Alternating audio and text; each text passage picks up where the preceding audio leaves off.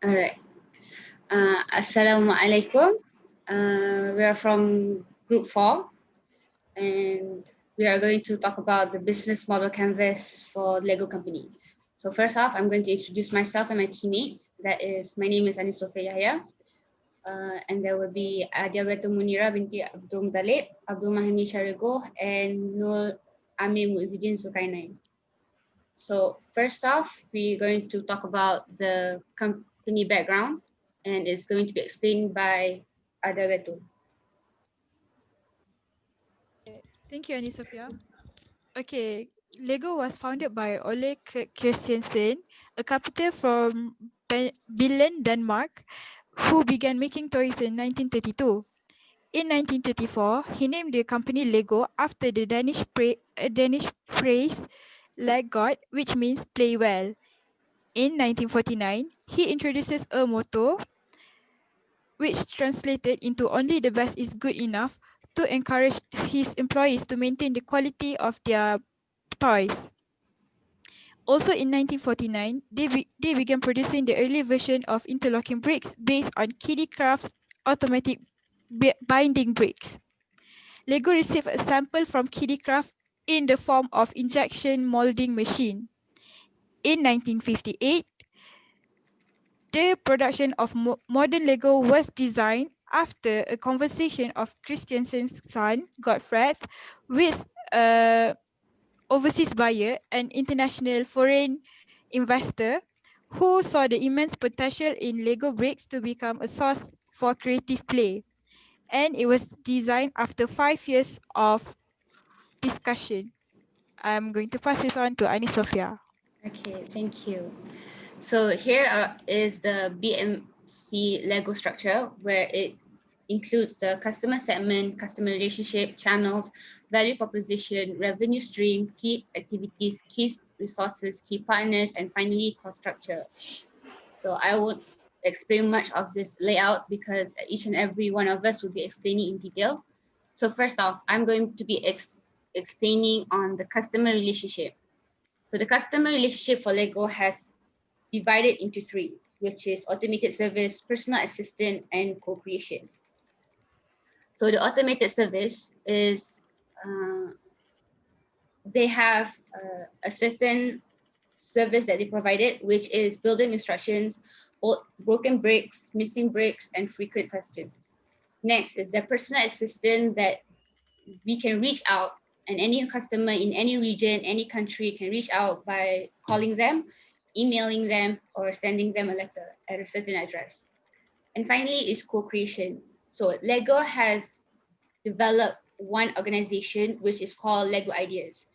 And the main purpose is to engage and bring out the customer ideas. And in this organization, they are divided into certain activities, which is contests, activities, and product ideas that can be participated by any customer at any range of age.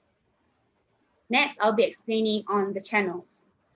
So in the Lego company, we have three channels, which is online, amusement park, and in-store. So in the online, we can find Lego at their official website, which is www.lego.com. And also the toys of Lego can be found not only in the official website, but can be found at the online shopping platforms such as Amazon, Shopee, Lazada, etc. Next is the amusement park. So Legoland has established a few theme parks, which have around 7 different themes in each certain countries. Finally is their in-store. The toys not only can be bought at the Lego store itself, but Lego has been partnership with other toy company such as Toy R Us, which we can buy those Lego in other departments besides Lego. So next, I will pass this on to Ada.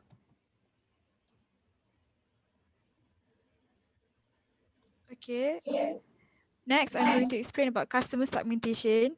So firstly is demographic segmentation. For demographic, we have collectors, which are the adults, young adults, children, and families. For children and families, they produces simple entertainment products or toys in the form of simple block. This help build children's imagination with a reasonable price. For young adults and collectors, they produces limited edition series which was sold at high prices as collectibles.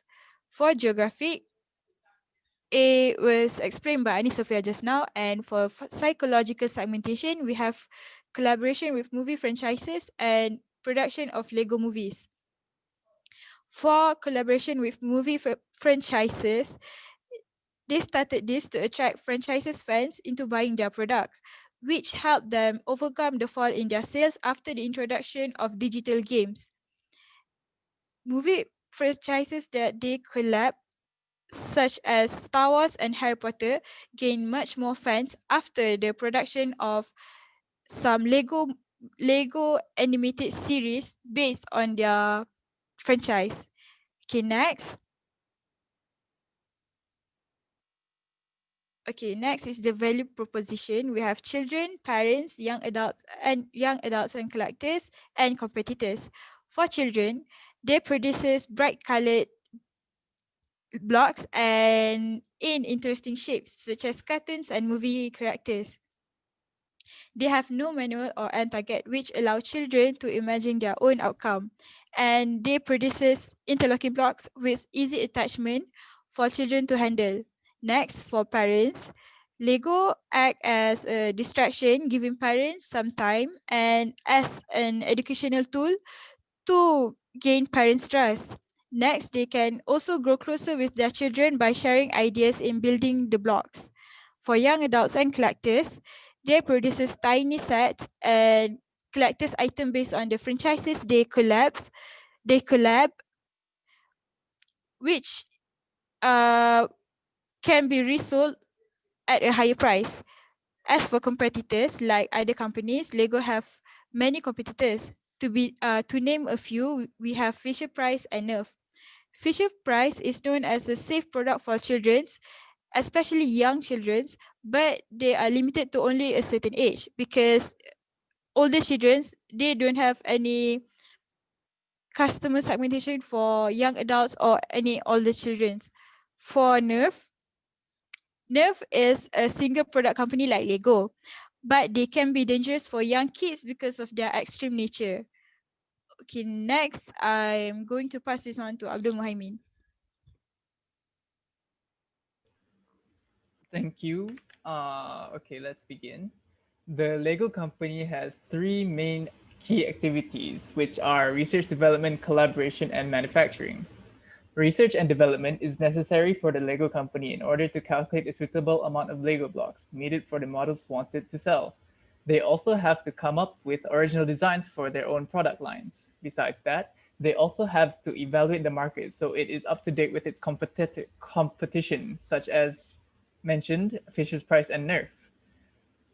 They would also have to design a new types of Lego bricks that can be used for multiple upcoming models, like make it more efficient between models not having to make more Lego sizes. Manufacturing. For Lego, they have to manufacture obviously the Lego bricks and the Lego tires. In fact, the Lego company is the #1 tire company in the world by sheer amount of volume by itself.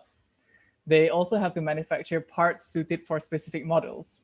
This is because they have to come up with a suitable design for each franchise that they have to collab with. For collaboration, the Lego company would have to collaborate with media producers for licenses and for other franchises. Producing Lego with the franchise in mind for design is important for Lego fans and also for the other franchises fans in order to keep the integrity of the design and characters. They also, with the collaboration, they also are able to market towards the fans of the other franchises, making it a cross fan section between companies. Next. So next would be the Lego company's key partnerships. Well, they obviously have suppliers, their own stores, and media producers. For media producers, the partnership that benefits the both companies is responsible for licensing. Selecting which characters, setting, or models for manufacturing can benefit both companies in order to satisfy the fans. And with their media producers, they also market towards each other's fans in order to accumulate the fans for each company and product. So for the other partnerships, they also have suppliers, which they mostly need, which will be raw materials such as plastic, rubber, and paint to produce their own Lego bricks. They also have partnerships with official Lego stores because not every specific Lego chain store would have their own specific models. They would not release all specific models for just every chain. That enables them to cross. That enables them to. Sorry, hold on. That enables them to mix up the fans for, like, let's say a hobbyist from another region would come to other Lego stores just for specific models. They also have key partnerships with Toys R Us for enabling them to sell their products in the Toys R Us and other shopping malls for their Lego stores. Okay, next would be the cost structure. The cost structure for the Lego company is mainly split between 4 segments: raw materials, licensing, packaging, and machine equipment. Raw materials are needed to produce the products, such as the Lego bricks and tires, as I said before. They are also necessary for the business to start production. They also need licensing because it is necessary for collaboration between the Lego and the media producers, as I already said. Licensing also enables Lego for a smooth transition for avoiding copyright and lawsuits from other franchises not licensed for the Lego products. With licensing, they also have marketing. They can also market said media producers' products, right? For machine and equipment, they would need the machine and equipment that is necessary for the operation. The machine and equipment are used for producing the Lego bricks and tires. It also makes the operation of the company run smoothly and efficiently for producing the Legos and then sending it to the stores or other channels. So for packaging is important for Lego because it is necessary for a brand to have their specific aesthetic towards their company brand, because packaging is also one of the first impressions as people would get their products from. That is all for me. Next is Amir Zulkarnaian. Thank you very much. Okay, so thanks, Wahai. So for the revenue stream for our company, first is the sales of physical product. This kind of sale refers to the transfer of ownership rights of a physical product from the seller to the buyer. And in this case, it's our Lego toys and game sets. Next is through the licensing. It is generally used when we are talking about products that fall under the perimeter of property. This opens up the revenue streams for the right holder through the licensing of its brand and intellectual properties. Okay, next slide. And for the key resources for this company, we have 3 resources, and that is financial, physical, and intellectual. For the financial, the most important resource is money. Another term for money is capital. When you start up, you need to buy things, even simple things that can help you get your business off the ground. Next is the physical assets. They are tangible resources that a business uses to create its value proposition, such as raw materials, buildings, storage facilities, and machines. Lastly, we have the intellectual resources. Intellectual resources are intangible resources like intellectual property, brand, patents, copyrights, and partnership. Okay, that's all. And next slide. Okay, so and for the conclusion, overall, through this BMC, it has helped us to see a better view and to design the business model more intuitively and timely. As for the Lego company, we can see that the company prioritized the customer relationship and maintaining the high quality toys for their customers that suits the modern era. So I think that's all from us. Thank you.